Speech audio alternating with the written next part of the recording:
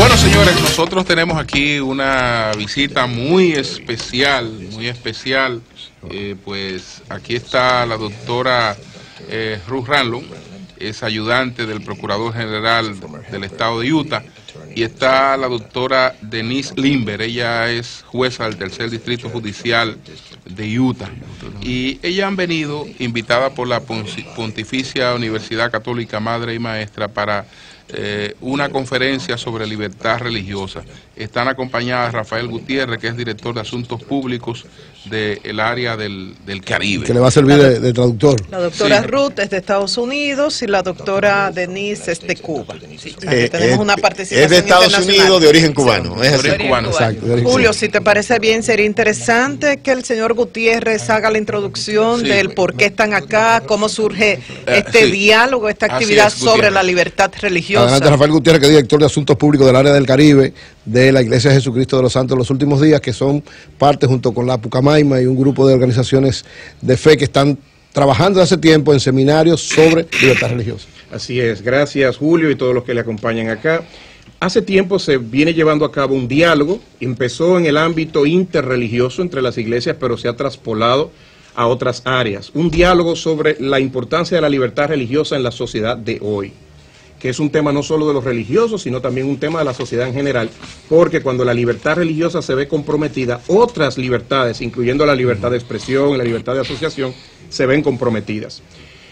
El rector de la Universidad Católica Madre y Maestra fue invitado a través de nosotros, de la Iglesia de Jesucristo de los Santos Últimos Días, a la universidad que es propiedad de la Iglesia en el estado de Utah, en Estados Unidos, la Universidad Brigham Young, y participó de un simposio internacional sobre este tema. El señor rector quedó muy emocionado y de hecho, desde entonces, a través de un acuerdo con la universidad que se suscribió, se creó un centro de estudios e investigación sobre el fenómeno de la religión en Pucamaima. Pucamaima es la única universidad actualmente en la República que tiene un centro especializado para estudiar la religión desde el ámbito académico, como ciencia. Entonces, parte del acuerdo que se hizo fue sostener varios eventos. En noviembre pasado se hizo el primer simposio regional del Caribe sobre libertad religiosa en la Universidad Católica Madre y Maestra, con la presencia del señor rector. La vicepresidenta de la República fue la oradora principal de la sesión de apertura. Allí se suscribió un acuerdo adicional en el cual se auspiciarían actividades académicas adicionales para promover el conocimiento, divulgar información y crear coaliciones para estudiar y abordar el fenómeno de la libertad religiosa. Esta conferencia que va a suceder mañana es un resultado de ese acuerdo. Aunque llama la atención que haya toda una cátedra y todos estos esfuerzos que uno saluda, porque debatir siempre es positivo, sobre la libertad de religión, por lo menos en el caso de la República Dominicana. La libertad de religión no solamente no es un problema, sino que una de ellas, que es la católica, tiene en su historia, en sus relaciones con la tiranía de Trujillo, un convenio en el cual la Iglesia Católica, para mejorar la imagen internacional de la tiranía, se benefició de un acuerdo que llamamos el concordato, a partir del cual, con los impuestos de los dominicanos todos, pues hay una serie de beneficios excepcionales para la Iglesia Católica. Entonces llama la atención el tema de libertad de religión en la democracia dominicana, sobre todo porque lo de la libertad de religión es más un problema de las dictaduras de izquierda, sobre todo, ¿no? En la Unión Soviética hubo un gran problema. ¿A qué se debe ese interés de ese tema en países como el nuestro, que es justo todo lo contrario al escenario que proponen? Sí. Adelante. We see throughout the world that religious freedom vemos que la libertad religiosa has started to become subservient of other fundamental rights. Una libertad relacionada con otras libertades importantes. And so we are, así que estamos promoviendo y estamos teniendo una discusión hoy acerca de asegurarnos de que la libertad religiosa sea parte de la discusión pública, como parte de la como otras libertades, como la libertad de expresión o de asociación. porque hay mucha presión sobre la libertad religiosa hoy en día, de factores externos y del gobierno a veces en algunos países. Así que es importante que haya un debate público sobre la importancia de crear políticas que gobiernen la libertad religiosa y de gobernar este derecho tan importante. Ya una pregunta para la doctora Lindberg. ¿Usted conoce algo sobre la situación en el país, sobre la libertad religiosa existente, inexistente, que tiene que mejorar? Bueno, yo lo que sé de que tienen un párrafo solamente en su Constitución que habla en cuanto a la libertad de culto y creencia, pero no hay a lo que yo sé, no creo que hay una estructura de ley que permite o que facilita más discusión de cómo se pone en efecto esa provisión constitucional que ustedes tienen. Y en ese sentido, ¿podría ser una recomendación? Porque es muy interesante la charla, la actividad que tienen, pero gran parte de la audiencia no podrá ir. ¿Podría resumir algo? ¿Cuál sería la recomendación? Ya que conoce bien lo que dice la Constitución y la falta de esas leyes, como decía. ¿Cuál sería la recomendación? A este punto no estamos con recomendaciones específicas, pero lo que estamos tratando es de iniciar una discusión en cuanto a qué serían las políticas que deben ser debatidas y discutidas en la población general y también en su legislatura para decidir y definir cómo es que van a implementar eso. No es nuestro sitio ni derecho de venir a decir cómo es que deben resolver estas áreas que todavía no se han clarificado en su propio marco de ley. Es para nosotros solamente para alentarlos y que haga esta discusión, que subirle la visibilidad de esta idea y de estas ideas y la importancia de estas ideas para que se puedan discutir en los ámbitos sociales, en los ámbitos políticos, para que la población general y para que los congresistas también estén informados de de las consideraciones que deben tener en mente para proteger estas diferentes leyes, diferentes derechos que son fundamentales, son derechos humanos. Y estamos hablando de cómo fomentar y proteger estos derechos humanos. Dos cosas muy puntuales. Por un precepto moral que viene pues de la cultura religiosa, está establecido en nuestra Constitución que el matrimonio pues es entre un hombre y una mujer, es decir, no está establecido el matrimonio entre personas de un mismo sexo. En esta cultura de la libertad religiosa, ¿cuál es la concesión que se tiene sobre el matrimonio hoy en día? Y la segunda parte es, cuando estamos hablando de libertad religiosa, en nuestra cultura se interpreta que esa libertad atañe a todas las religiones teístas, es decir, que es la libertad de la gente buscar a Dios a través de la religión que entienda. No está concebido en esa libertad otro tipo de culto, como los llamados cultos satánicos, por ejemplo, o la cultura de los agnósticos. Entonces, ¿qué piensan ustedes de esto? Okay. El matrimonio y... All right. Perhaps I can start. There's often a tension. There may be some conflict between con frecuencia hay una tensión entre algunos derechos humanos entre sí. Y estas son decisiones de políticas que hay que trazar.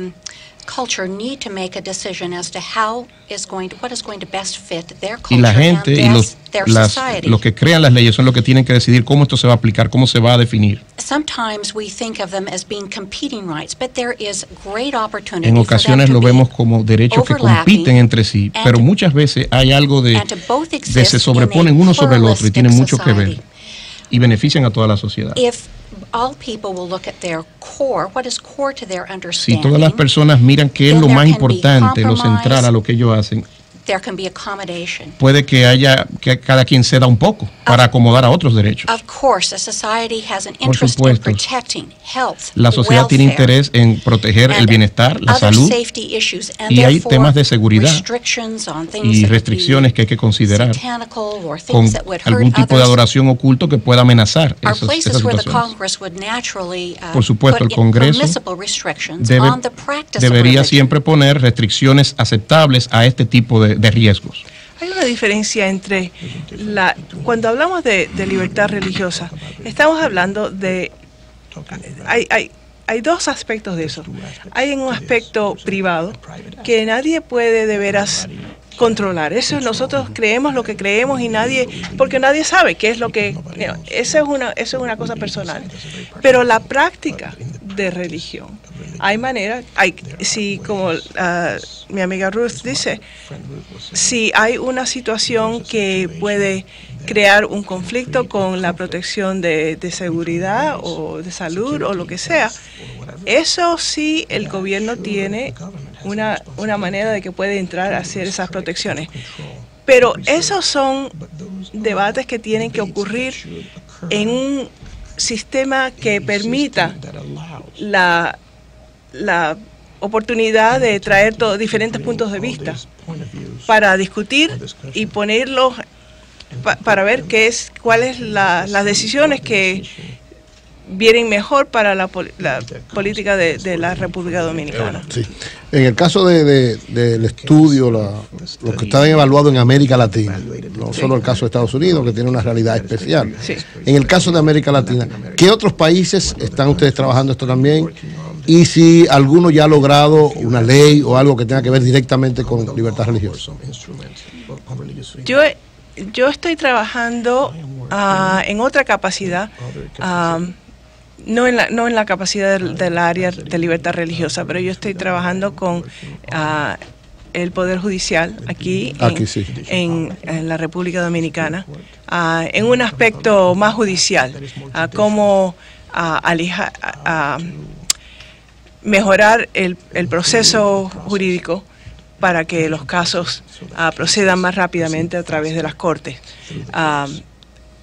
En cuanto a trabajo de libertad religiosa, el centro de BYU de estudios de religión y derecho, ellos han apoyado a otros países.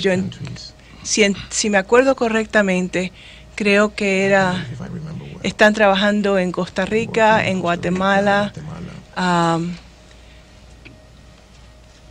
Y doctora, si puedo agregar, si puedo agregar, este centro que funciona en BYU, en la Escuela de Derecho, es un centro internacional conformado por expertos en derecho, religiosos y no religiosos, sí.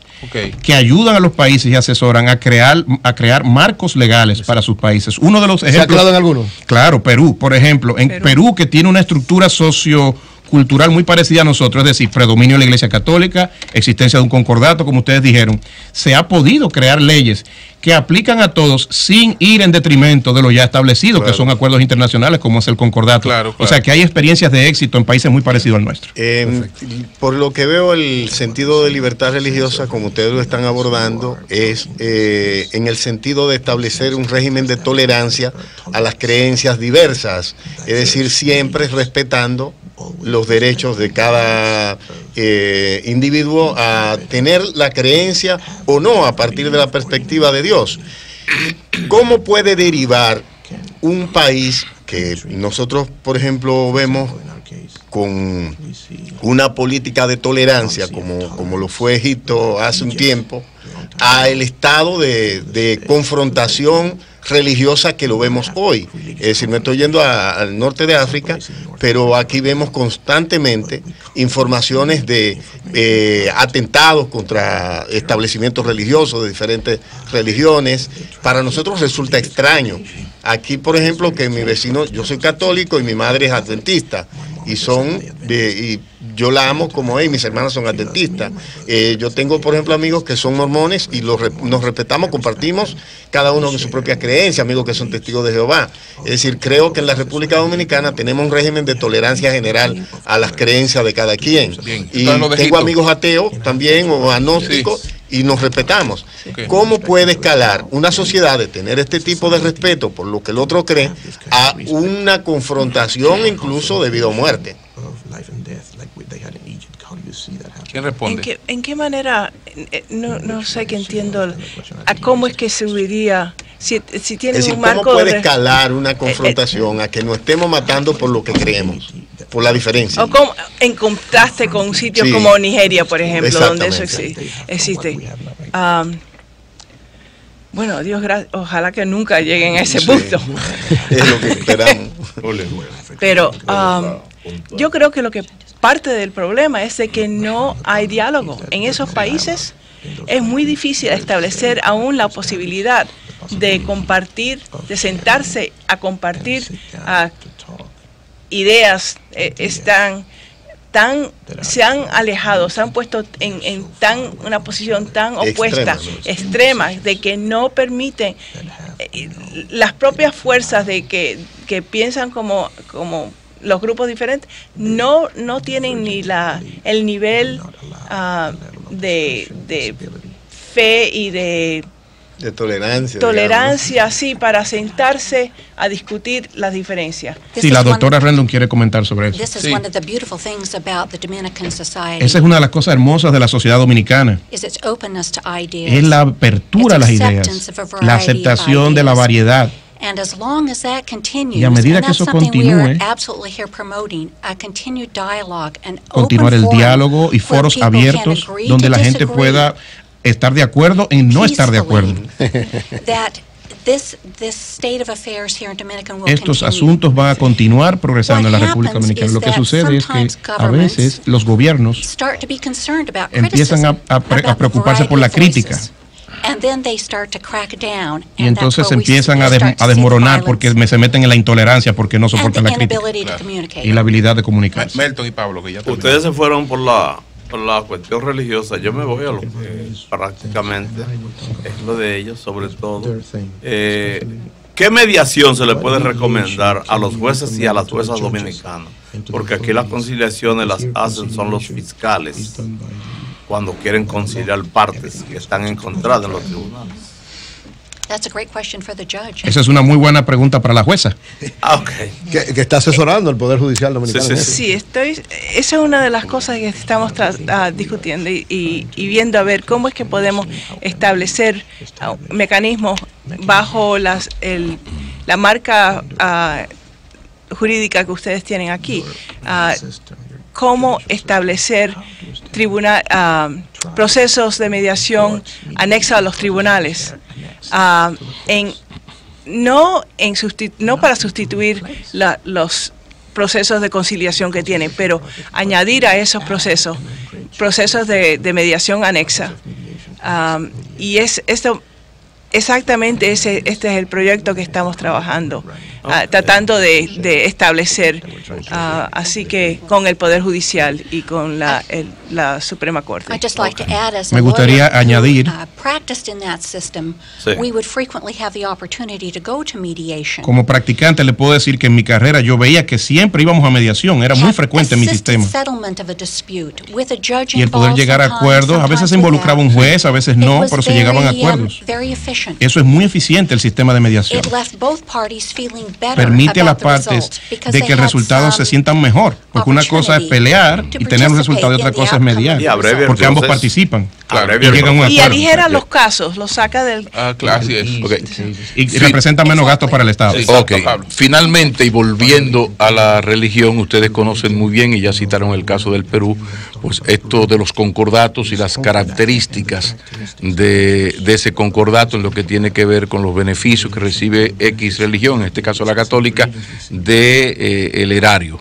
La pregunta sería, ¿qué se favorece desde el punto de vista del derecho? El que ese concordato que utiliza los impuestos de todos los ciudadanos para beneficiar a una religión, el que sea eliminado ese concordato, o en el caso dominicano, donde los no católicos ya son más, aunque no estén agrupados, que los católicos, también reciban dinero del Estado, o sea, o no recibir ninguno y que cada quien pues que cada ONG haga su trabajo, o el ampliar esto, porque en algún momento, rápidamente digo que en algún momento cuando los evangélicos, los no católicos comenzaron a hablar del concordato, uno celebró el que ellos estuvieran en contra de ese uso de los impuestos, pero luego nos dieron la mala noticia de que ellos querían que también beneficiarse. Desde el derecho, ¿cuál es la actitud la posición más correcta? ¿Cuál sería? Y ahí finalizamos. That is truly a policy debate as to how the Dominican people want their taxes to be spent. Eso es un debate de política pública. ¿Cómo los dominicanos quieren que se gasten sus impuestos? And people should make their voices known to their representatives. Y la gente del pueblo debería dejar que su voz se escuche, que le diga a sus representantes en el Congreso y que traten ese asunto de cómo se van a usar nuestros impuestos. Pero es una decisión que la gente de aquí tiene que dejarle saber. Que la Iglesia Católica mandó a votar en contra de los legisladores que se oponen a sus posiciones en diferentes temas. De todas maneras, ya eso es un tema de política interna que para ellos son cuidadosos. Pero porque ya son cuestiones de soberanía. Es el mismo. Salvar la vida. Bueno, Julio, pero no quiero dejar de reiterar la invitación. Correcto, gracias a ustedes. Pues entonces mañana, martes, a las 6 de la tarde, en el auditorio principal de la Pontificia Universidad Católica Madre y Maestra, la doctora Ruth Renlund y la doctora y juez Denise Lindberg estarán dando una conferencia sobre libertad religiosa y sus implicaciones, muchas de las cuales no pudimos tratar en el día de hoy. El evento es gratuito, abierto al público, y están invitados profesores, estudiantes del ámbito académico y el público en general, especialmente la clase jurídica nacional. ¿A qué hora? A las 6 de la tarde, mañana martes en Pucamaima. Señor Gutiérrez, y aprovechar su presencia para reconocer un tesoro valiosísimo que tiene la Iglesia de los Mormones, así es como uno le dice, saludos a Néstor Saldívar, tanto para el Estado como para la ciudadanía, y es las actas de nacimiento, de bautizo, de matrimonio, de defunción de varias generaciones de dominicanos, al igual que en otros países, microfilmadas. Eso es un tesoro que solo ustedes lo es parte de lo que estamos hablando, acuerdos con la Junta en este caso, acuerdos con la universidad. Las iglesias pueden contribuir más que con la oración y la fe. Hay muchas cosas que la iglesia puede hacer en la sociedad. Muy bien. Bueno, señores, pues muchas gracias por esta forma, más el coro, jóvenes, y el coro.